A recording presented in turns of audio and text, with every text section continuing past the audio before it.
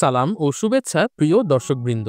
আজকে আমরা যেই ওয়েব ফিল্ম নিয়ে কথা বলবো তার নাম হলো নয়া নোট, অর্থাৎ নতুন নোট। এই গল্পে আমরা এক সংগ্রামী যুবকের সাথে এক বৃদ্ধ ভিক্ষুকের সম্পর্কের মিথস্ক্রিয়ার মধ্য দিয়ে জানতে পারবো শহরের ভিক্ষাবৃত্তির আড়ালে কালো অধ্যায়ের গল্প। চলুন আর কথা না বাড়িয়ে আমাদের মূল গল্পে যাওয়া যাক। ঢাকা শহর সৎমায়ের দ্বারা ঘর থেকে বিতাড়িত হবার পর জাহাঙ্গীর এই শহরে এসেছিল খালি হাতে। জাদুর শহরে কিছুদিন ঘুরেই সে বুঝতে পারে এখানে কাজ পাওয়া অনেক কঠিন, কিন্তু হাত পাতলেই পাওয়া যায় ভিক্ষার টাকা। সবাই কেন যেন এই শহরে ভিক্ষুকদেরকে ফিরিয়ে দেয় না, কিন্তু ভিক্ষার টাকাগুলো সাধারণত হয় ময়লা, ফাটা বা ছেঁড়া নোট। জাহাঙ্গীর এই বৃদ্ধ বয়সে এসেও ভিক্ষা করে, তবে এখন তার কাছে দামি নোটের চেয়েও নতুন নোট পেতে ভালো লাগে। মানুষ সাধারণত কোনো কিছু মানত করে ভিক্ষুকদেরকে টাকা দেয়। যেমন আজ জাহাঙ্গীরকে এক মেয়ে টাকা দিল, কারণ সেই মেয়েটি যাচ্ছিল ইন্টারভিউ দিতে। জাহাঙ্গীর মেয়েটিকে দোয়া করে দেয় যাতে তার চাকরিটা হয়ে যায়। জাহাঙ্গীর অনেক খুশি ছিল, কারণ মেয়েটি তাকে নতুন একটা 50 টাকার নোট দিয়েছিল। জাহাঙ্গীরের সাথে রেহানের প্রথম দেখা হয়েছিল একটা বাসে ওঠার সময়। রেহান ভিক্ষাবৃত্তিকে একদমই পছন্দ করে না। এর পেছনে গভীর একটা কারণ আছে। তার বাবা জামিল সাহেব জন্ম থেকেই পঙ্গু একজন ব্যক্তি। সংসার চালানোর জন্য কোনো কাজ না পেয়ে সে হাত পাতত বিভিন্ন লোকের কাছে, এমনকি বড় ভাইয়ের কাছ থেকে টাকা ধার করে ছেলের পড়াশোনার খরচ চালাতো সে। এটা নিয়ে রেহানের সামনেই তার বড় চাচা তার বাবাকে অকথ্য ভাষায় কথা শোনাতো এবং তাকে ভিখারি বলে টিটকারি দিত। এছাড়াও তার বাবা নাকি মাঝে মাঝে জুয়া খেলতেও যেত। এটা নিয়েও রেহানকে ছোটবেলায় কথা শুনতে হতো। রেহান অবশ্য তার বাবাকে পরে একদিন প্রশ্ন করেছিল যে সে কেন জুয়া খেলে। তার বাবা তাকে উত্তর দিয়েছিল তার জুয়ার কোনো নেশা নেই, সে আসলে জুয়া খেলে নিজের ভাগ্য চেক করার জন্য। কেননা ছোটবেলা থেকেই তার কপালে কখনো সুখ জোটেনি। জন্ম থেকে ল্যাংড়া হয়ে চলেছে সে, কখনো পড়াশোনা করার সৌভাগ্য হয়নি। সন্তান জন্মের মাত্র 6 মাসের মাঝে তার স্ত্রীও অন্য পুরুষের হাত ধরে ভেগে গেছে। তাই তার মাঝে মাঝে ইচ্ছে করে জুয়া খেলে দেখতে তার ভাগ্য কি এখনো আগের মতোই খারাপ আছে নাকি একটু ভালো হয়েছে। রেহানের বাবা মানুষের কাছে হাত পাতত যাতে তার ছেলেকে কখনো ভিক্ষা না করতে হয়। তাই বড় হবার পর থেকে রেহানও ভিক্ষাবৃত্তিকে একদমই সহ্য করতে পারত না। তার বাবা পঙ্গু হয়ে মানুষের কাছে হাত পাতত, কিন্তু এই শহরে এমন অনেক লোক আছে যাদের শারীরিক কোনো সমস্যা না থাকলেও তারা ভিক্ষা করে বেড়ায়। এ ব্যাপারটা রেহানকে মানসিক পীড়া দিত। রেহানের বাবা হঠাৎ করে অসুস্থ হয়ে পড়লে সে দ্রুত গ্রামের বাড়ির দিকে যেতে থাকে। আমরা দেখতে পাই রেহানের সঙ্গে একটি মেয়ের প্রেমের সম্পর্ক হয়েছে এবং সম্ভবত সেই মেয়েটি বেশ বড়লোক ঘরেরই মেয়ে। রেহানের বর্তমান চাকরিতে বেশ কিছু সমস্যা হচ্ছে, এই জন্য তার গার্লফ্রেন্ড তার বান্ধবীর বাবার সঙ্গে কথা বলে রেহানের জন্য একটা ভালো চাকরি ঠিক করেছিল। কিন্তু রেহান সেই চাকরির ইন্টারভিউ দিতে যায়নি, কারণ ওই যে কারো কাছে চেয়ে ভিক্ষার চাকরি সে করবে না, নিজের যোগ্যতায় যা পারে তাই করবে। তার বাবা মানুষের কাছে হাত পেতে চলতো বলে রেহান সিদ্ধান্ত নিয়েছে সে সারা জীবন মাথা উঁচু করে চলবে। তবে বাড়ি যাবার পর সে দেখতে পায় তার বাবা মারা গেছে। বাবাকে কবরে চিরনিদ্রায় শায়িত করার পর এই পৃথিবীতে সে হয়ে পড়ে ভীষণ একা। এদিকে অফিসে আসার পর রেহান পড়ে যায় আরেক উটকো ঝামেলায়। তার অফিসের ম্যানেজার মিথিলা নামের এক মেয়ের সঙ্গে তাকে পরিচয় করিয়ে দেয়। এই মেয়েটি কোম্পানিতে নতুন জয়েন করেছে। বাই দ্য ওয়ে, এই মিথিলা মেয়েটা কিন্তু সেই মেয়েটা যাকে আমরা প্রথমে সেই ভিক্ষুক জাহাঙ্গীরকে ভিক্ষা দিতে দেখেছিলাম। তার মানে মিথিলা যে ইন্টারভিউটা দিতে যাচ্ছিল সেই ইন্টারভিউতে তার চাকরি হয়ে গেছে। তাদের ম্যানেজার রেহানকে দায়িত্ব দেয় মিথিলাকে ভালো করে কাজ বুঝিয়ে দেবার। তবে তাদের কথাবার্তায় আমরা বুঝতে পারি রেহানের সঙ্গে তার ম্যানেজারের সম্পর্ক তেমন একটা ভালো নেই। গত 6 মাস ধরে প্রমোশন দেবে বলেও রেহানকে কোনো প্রমোশন দিচ্ছে না সে। এসব নিয়েই মনোকষ্টে লাঞ্চ ব্রেকে নিচে গিয়ে চা সিগারেট খাওয়ার সময় রেহানের নজর পড়ে জাহাঙ্গীরের দিকে। তার মনে পড়ে তার বাবা অসুস্থ হবার পর সে যখন গ্রামের বাড়িতে যাচ্ছিল তখন বাসের নিচে এই লোকটি ভিক্ষা করছিল। তার কাছে সে সময় মনে হয়েছিল লোকটাকে কিছু ভিক্ষা দিয়ে সে বলবে তার বাবার জন্য দোয়া করতে। এখন আবার জাহাঙ্গীরকে দেখে সে নিজের কাছে ডাকে, একসঙ্গে চা খায়, গল্পগুজব করে এবং পরিচিত হয় তার সঙ্গে। সে জানতে পারে জাহাঙ্গীরের সংসারে এক মেয়ে আছে। তবে গরিবের সংসারে তাকে ঠিকমতো খাওয়াতে পড়াতে পারে না জাহাঙ্গীর। জাহাঙ্গীরের খুব আফসোস, তার যদি রেহানের মতো একটা ছেলে থাকতো তাহলে হয়তো এই বয়সে তাকে ভিক্ষে করতে হতো না। সেদিন বিদায় নেবার সময় রেহান জাহাঙ্গীরকে কিছু টাকাও দেয়। জীবনে এই প্রথমবার রেহান কাউকে ভিক্ষা দিল। এতদিন সে ভিক্ষুকদেরকে খুবই অপছন্দ করত। পরদিন রেহান জাহাঙ্গীরকে নিজের জীবনের দুঃখের কথাগুলো বলতে থাকে। তার অফিসের ম্যানেজার যে ভালো না এবং সে ঘুষ খায়, এ ব্যাপারটাও সে জাহাঙ্গীরকে বলে দেয়। সেই সাথে এও বলে নতুন একটা মেয়েকে সে চাকরি দিয়েছে এবং মেয়েটাকে যখন তখন তার ম্যানেজার রুমে ডেকে নেয়। মেয়েটা কোনো কাজই পারে না, তারপরও তাকে চাকরিতে রেখে দিয়েছে সেই ম্যানেজার। এভাবে প্রতিদিন লাঞ্চ ব্রেকে জাহাঙ্গীরের সঙ্গে রেহানের গল্প হতে থাকে। তাদের মধ্যে হৃদ্যতা বাড়তে থাকে আর রেহান জাহাঙ্গীরকে দেয়া টাকার পরিমাণ প্রতিদিনই বাড়াতে থাকে। তবে জাহাঙ্গীরের সঙ্গে সে সেলফি তুলতে চাইলে জাহাঙ্গীর সবসময় বাধা দিত। জাহাঙ্গীর বলে তার সৎমা মাত্র 12 বছর বয়সে তাকে বাড়ি থেকে বের করে দিয়েছিল, এরপরই তাকে এই ভিক্ষার লাইনে আসতে হয়েছিল। রেহানের কাছ থেকে বিদায় নেবার পর জাহাঙ্গীর রাস্তায় একটা ছোট্ট ভিক্ষুকদের হোটেলে দুপুরের খাবার খায়। তবে সে কিন্তু সবসময় খেয়ে টাকা দিত, কখনো মাগনা খেত না। এই পর্যায়ে আমরা জাহাঙ্গীরের আসল পরিচয় পেতে যাচ্ছি। আমরা দেখতে পাই জাহাঙ্গীর একটা হোটেলের বেসমেন্টে ঢুকে যায়, তারপর লিফটে করে একটা বিলাসবহুল রুমে চলে আসে। বাথরুমে গিয়ে নকল চুল খুলে শাওয়ার নিয়ে দামি জামা কাপড় পরে ফেলে সে, আর এরপর নিচে নেমে একটা দামি গাড়িতে করে নিজের বিলাসবহুল অ্যাপার্টমেন্টে চলে যায়। আসলে জাহাঙ্গীর কেবল একজন ভিক্ষুকই নয়, সে এই এলাকার ভিক্ষুক সিন্ডিকেটের প্রধান। ভিক্ষাবৃত্তি ছাড়াও তার আরও বেশ কিছু সন্ত্রাসী কর্মকাণ্ডে ভাগ রয়েছে। আমরা দেখতে পাই জাহাঙ্গীরের এলমা নামের একটা মেয়ে আছে। মেয়েটিকে জাহাঙ্গীর বোর্ডিং স্কুলে রেখেছে, তাই তাদের বাসা থেকে অনেক দূরে হোস্টেলে থেকে মেয়েটি পড়াশোনা করে। মেয়েকে দূরে রাখার পেছনে জাহাঙ্গীরের একটাই উদ্দেশ্য, যাতে এই মেয়ে এলাকায় না থাকে, কারণ এই এলাকায় থাকলে কখনো না কখনো তার চোখে পড়ে যেতে পারে যে জাহাঙ্গীর ভিক্ষে করছে। জাহাঙ্গীরের মেয়ে ছুটিতে বাড়িতে বেড়াতে আসে। আমরা জাহাঙ্গীরের স্ত্রী রোজিনাকে দেখতে পাই, সে মেয়ে আসা উপলক্ষে বিভিন্ন জিনিস রান্না করে টেবিল ভরিয়ে ফেলেছে। তবে জাহাঙ্গীর বড়লোক হলেও তার মনটা কিন্তু এখনো ভিক্ষুকের মতোই হয়ে আছে। এত খাবার কেন রান্না করছে, খাবার অপচয় হবে, এই ব্যাপারটা নিয়ে সে সবাইকে খোঁচাতে থাকে। সব ব্যাপারেই তার এই কৃপণতা তার মেয়ে পছন্দ করে না। এমনকি তার মেয়ে শপিংয়ের জন্য টাকা চাইলে জাহাঙ্গীর মাত্র 20 টাকা দেয় তাকে। আসলে জাহাঙ্গীর সৎ মায়ের দ্বারা ঘর থেকে বিতাড়িত হবার পর ঢাকায় এসে প্রথমে টোকাই এবং ভিক্ষুক হিসাবে জীবন চালানো শুরু করেছিল। সে সময় তার সঙ্গে পরিচয় হয় এই রোজিনার। ছোটবেলা থেকে নানা চড়াই উতরাই পার হলেও জাহাঙ্গীর নিজেই এখন ভিক্ষুক সিন্ডিকেটের প্রধান হয়ে গেছে এবং সে ভুলে যায়নি তার ছোটবেলার সাথী রোজিনাকে। তাকে বিয়ে করেই ঘর সংসার করছে সে। তবে জাহাঙ্গীর আর রোজিনা দুজনেরই একটা ভয় আছে, সেটা হলো তাদের মেয়ে যদি কখনো জেনে যায় যে জাহাঙ্গীর আসলে একজন ভিক্ষুক, তাহলে তার কি রিয়াকশন হবে এটা নিয়ে তারা খুব টেনশনে থাকে সবসময়। এদিকে জাহাঙ্গীরকে তার সেকেন্ড ইন কমান্ড রহমত ফোন দিয়ে জানায় শিমুল নামের নতুন একটা 12-13 বছরের ছেলে এই এলাকায় ভিক্ষে করছে, কিন্তু এখন তাদেরকে বখরা বা কালেকশনের টাকা দিতে চাইছে না। জাহাঙ্গীর এসব ব্যাপারে খুবই স্ট্রিক্ট। সে গাড়ি নিয়ে সোজা শিমুলের সঙ্গে দেখা করতে আসে। এই এলাকার একটাই নিয়ম, তুমি যত পারো ভিক্ষা করো, কিন্তু দিন শেষে জাহাঙ্গীরকে পার্সেন্টেজ দিতেই হবে। তবে শিমুল ছোট ছেলে হলেও আচার আচরণে সে খুবই বোল্ড এবং সে কালেকশনের টাকা দিতে চায় না। জাহাঙ্গীর তখন তাকে নিজের ছেলেবেলার গল্প বলে। জাহাঙ্গীরও ছোটবেলায় এরকম ছিল। সে সময় তাদের এই এলাকার ভিক্ষুক সিন্ডিকেট নিয়ন্ত্রণ করত শামসু নামের এক লোক।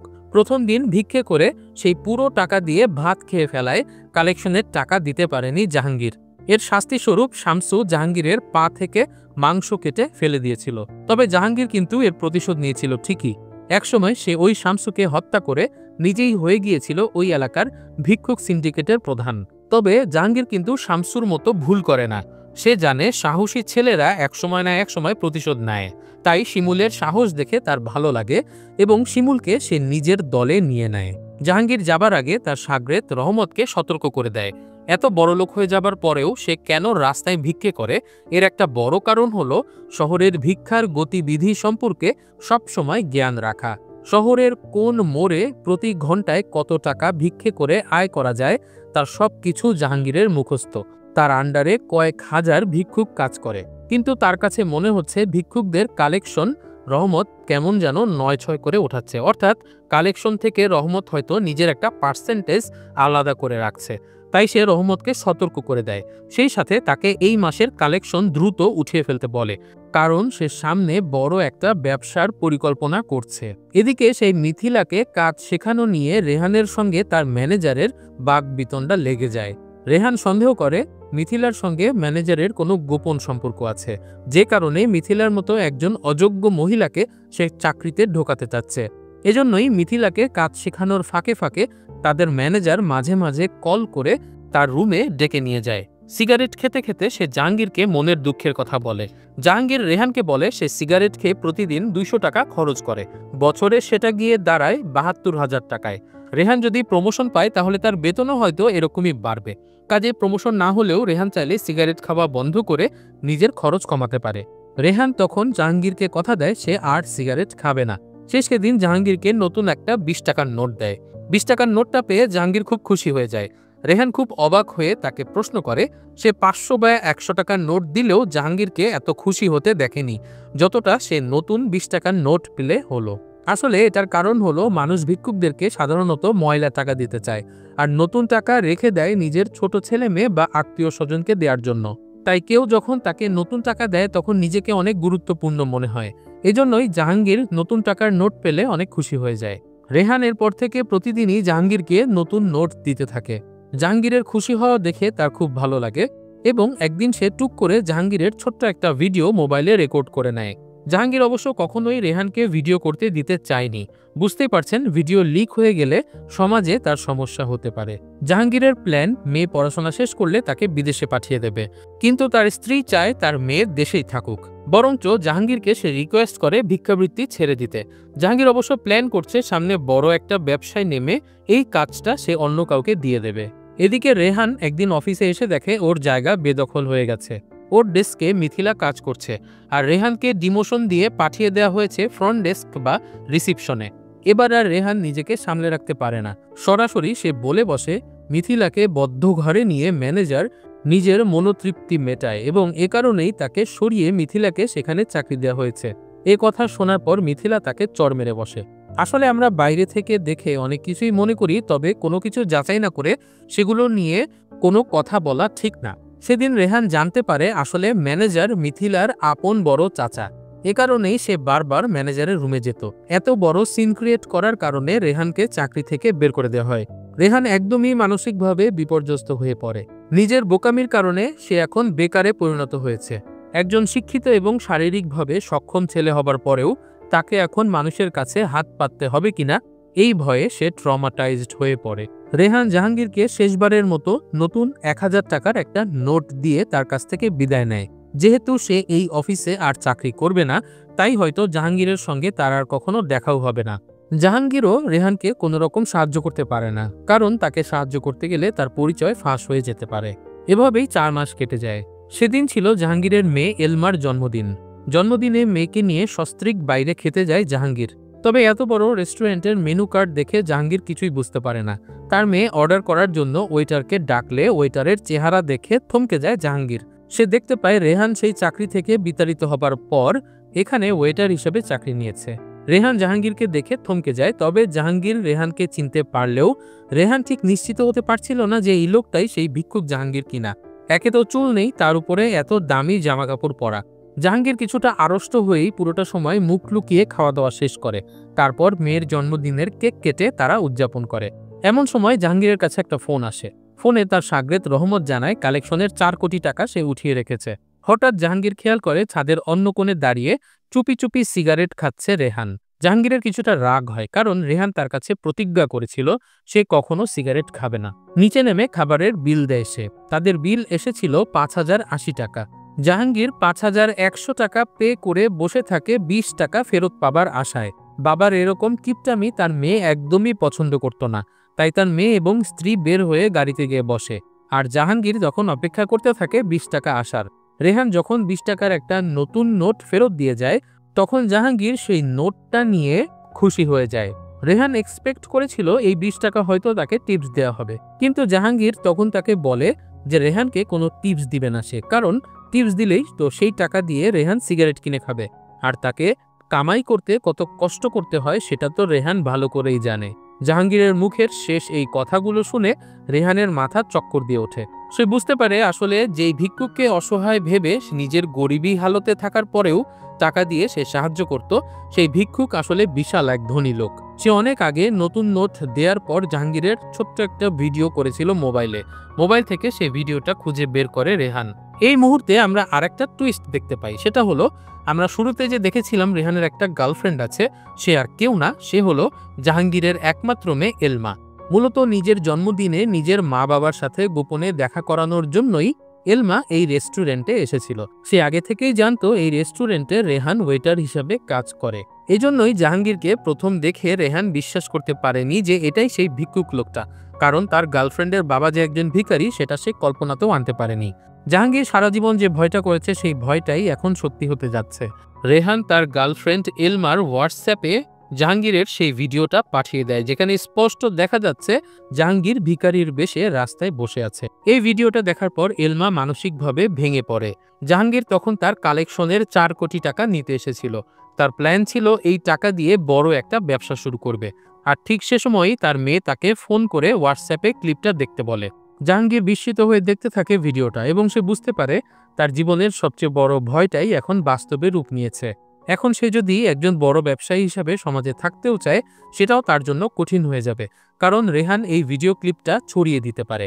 আর অন্যদিকে নিজের পিতা একজন ভিক্ষুক, এটা মানতে না পেরে কষ্টে দুমড়ে মুচড়ে যায় এলমার হৃদয়ে। কিন্তু রেহানের মুখে ফুটে ওঠে হাসি, কারণ সে মুখোশ খুলে দিতে পেরেছে একজন বেশধারী ভিক্ষুকের।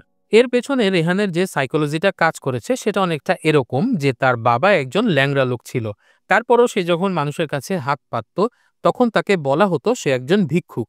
অথচ একজন পঙ্গু লোকই তো মানুষের কাছে সাহায্য চাইবে, এই ব্যাপারটাই তো স্বাভাবিক। কিন্তু সমাজে ভিক্ষুকদের প্রতি মানুষের একটা নেগেটিভ মেন্টালিটি তৈরি হয়েছে, কারণ অনেক সুস্থ স্বাভাবিক মানুষও এখন ভিক্ষে করতে নেমে যায়। তাদের কারণে সত্যিকার সাহায্য প্রত্যাশীরা মানুষের কাছে ভিড়তে পারে না। প্রিয় দর্শক, আমরা তো প্রতিদিনই চলাফেরার সময় গরিব অসহায় মানুষ দেখলে 10-20 টাকা দিয়ে সাহায্য করে থাকি। আমাদের মধ্যে যারা আরো বেশি সামর্থ্যবান তারা হয়তো আরো বেশি টাকা দান করে থাকেন। কিন্তু একটু ভেবে বলুন তো, নগরীর ব্যস্ততম এলাকাগুলো যেমন মতিঝিল, ফার্মগেট, মিরপুর, বাড্ডা, উত্তরা, গুলশান, বনানী ইত্যাদি লোকেশনগুলোতে যারা ভিক্ষে করে তারা কি আসলেও অসহায়, নাকি তারা কোনো সিন্ডিকেটের সদস্য? বিভিন্ন সময়ে পেপার পত্রিকার নিউজ থেকে আমরা জানতে পারি যে এই সমস্ত জায়গাতে ভিক্ষে করতে হলে নাকি বিভিন্ন জায়গাতে চাঁদা দিয়ে চলা লাগে। এমনকি একটা রাস্তার কোন পয়েন্টে কে ভিক্ষে করবে সেটাও নাকি আগে থেকে ঠিক করা থাকে। রাস্তায় ট্রাফিক জ্যামের মাঝে কে ভিক্ষা করবে, ওভারব্রিজের উপরে কে ভিক্ষা করবে, সিঁড়িতে দাঁড়িয়ে কে ভিক্ষা করবে, বাস স্ট্যান্ডে কে ভিক্ষা করবে, সবকিছু নাকি আগে থেকে ঠিক করা। যে সমস্ত লোকেশনে ভিক্ষে করলে বেশি টাকা পাওয়া যায় সে সমস্ত লোকেশনে যেতে হলে নাকি মোটা অঙ্কের কমিশন দিয়ে যেতে হয়। অনেক সময় অনেক সুস্থ মানুষও নাকি ইচ্ছে করে নিজের হাত পা কেটে ফেলে বেশি ভিক্ষা পাওয়ার আশায়। আর যারা এসব কিছুর পেছনে বসে কলকাঠি নাড়ে তারা কোটি কোটি টাকার কালেকশন বাণিজ্য করে জাহাঙ্গীরের মতো বিলাসী জীবনযাপন করে। এজন্যই ধর্মীয় দৃষ্টিকোণ থেকে সুস্থ স্বাভাবিক লোকদেরকে ভিক্ষা দিতে নিরুৎসাহিত করা হয়েছে এবং অক্ষম লোকদেরকে ভিক্ষার পরিবর্তে একটা নির্দিষ্ট পরিমাণ অর্থ দান করে কোনো একটা ব্যবসা বা অন্য কোনো মাধ্যমে তাদেরকে স্বাবলম্বী করার দিকে জোর দেওয়া হয়েছে। আমাদের আজকের এক্সপ্লেনেশন ভিডিওটি এখানেই শেষ করছি। প্রিয় দর্শক, কমেন্ট করে জানিয়ে দিন ঢাকা শহরের ভিক্ষাবৃত্তি নিয়ে আপনার কোনো অভিজ্ঞতা বা আপনার কোনো মতামত। আপনার কমেন্টের অপেক্ষায় থাকলাম। নয়া নোট ওয়েব ফিল্মটা আপনারা দেখতে পাবেন আইস্ক্রিন ওটিটি প্ল্যাটফর্মে। আজকের ভিডিওটি ভালো লাগলে লাইক করুন, কমেন্ট করে উৎসাহিত করুন এবং এরকম আরও ভিডিও দেখতে চাইলে আমাদের চ্যানেলটি সাবস্ক্রাইব করে দিন। প্রিয় দর্শক, আপনারা কিন্তু চাইলে আমাদের সঙ্গে ফেসবুকেও যুক্ত হতে পারেন। সেজন্য আমাদের ফেসবুকের আর ফর রিভিউ বাংলা পেজটি ফলো করে আসতে পারেন। সবাই অনেক ভালো থাকবেন, সুস্থ থাকবেন এই কামনায় আজকের মতো এখানেই শেষ করছি। বিদায়।